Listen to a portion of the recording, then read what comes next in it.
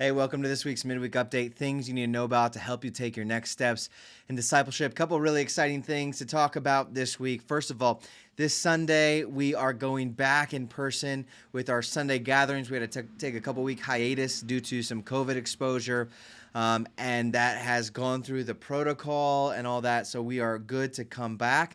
I will say that if you are experiencing symptoms, and the whole spiel, if you should be at home, stay home. You can check out our live stream. We'll get the sermon. We're going to look into getting the music in there too. It's going to be a little bit complicated, but hopefully we'll get that to you as the COVID spike is up in the Quad Cities. But we will be back in person this Sunday, 10 a.m. Right here in the church building. So I'm really looking forward to seeing you and being back after a couple weeks. I will say that preaching to an empty room was harder the second time around than it was way back in, what was it, February, March, April, when we were doing it then. So I'm really glad to be back and seeing you guys here in person.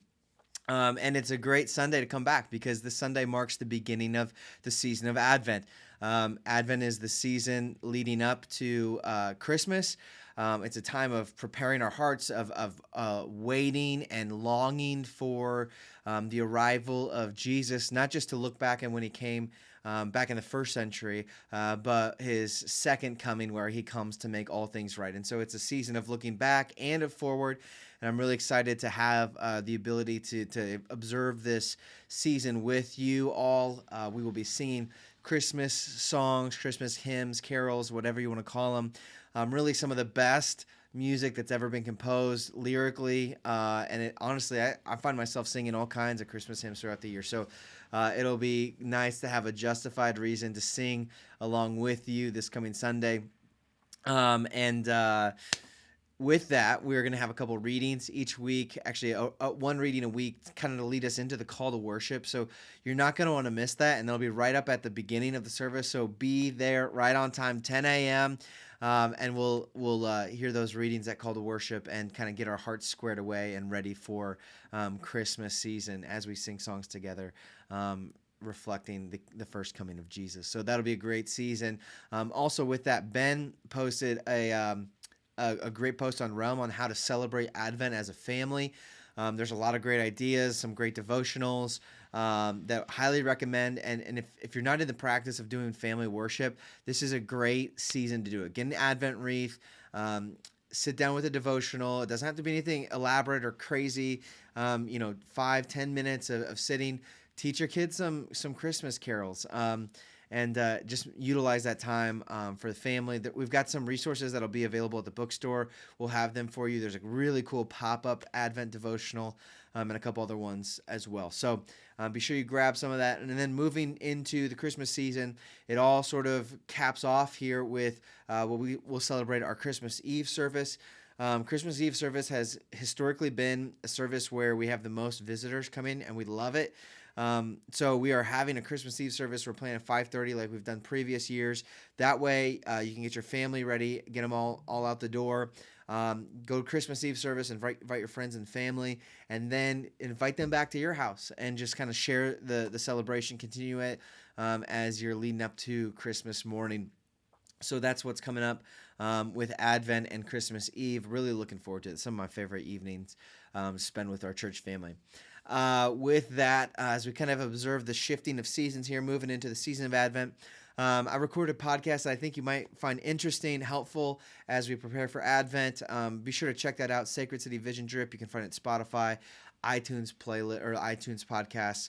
Great resource. Hopefully you guys have been enjoying it. And like I said in the podcast, if you have any suggestions or want to hear on some specific topic, shoot me an email. I'd love to just step into some of the stuff that you're thinking about, wondering about, because sometimes the stuff that I'm thinking about isn't necessarily the most relevant to you. So I want to be helpful and bless you in that way. Finally, actually, two things before I get to conclusion here. As we come to the end of the year, first of all, I got to say, throughout this last year, I've been blown away by the generosity of the people at Sacred City. With COVID, a lot of churches have been wondering, are we going to make it through this? And we've just been blessed by your faithfulness, your consistency in giving, and your generosity, not only to help church operations stay afloat, but to go above and beyond. I mean, we raised a big chunk of money to help put a roof on someone's home in Alito, and so I've just been blown away by your generosity in the season, especially as a lot of people, like it's trying times, hard financial times for some folks, and so I'm grateful for that. And man, what a blessing that is to our church that we just feel like that has not really been a major stressor in the life of our church, which is awesome. But as we move into the end of the year, I know a lot of people are looking for end of year charitable giving opportunities, and this year I wanted to make you aware of something that we have planned. Since we've moved into the church building here back, I don't know, it's been a few years now. Um, we sort of just been making do with what was here as far as the sanctuary goes, production wise. Running on older technology, the projector is dated. I mean, it does what it needs to do, but it's definitely limits us in a few ways. And there's been some stuff that we were wanting to do to make the sanctuary space more functional for what we do. I mean, it's not ideal to have the band sort of tucked up in the choir loft.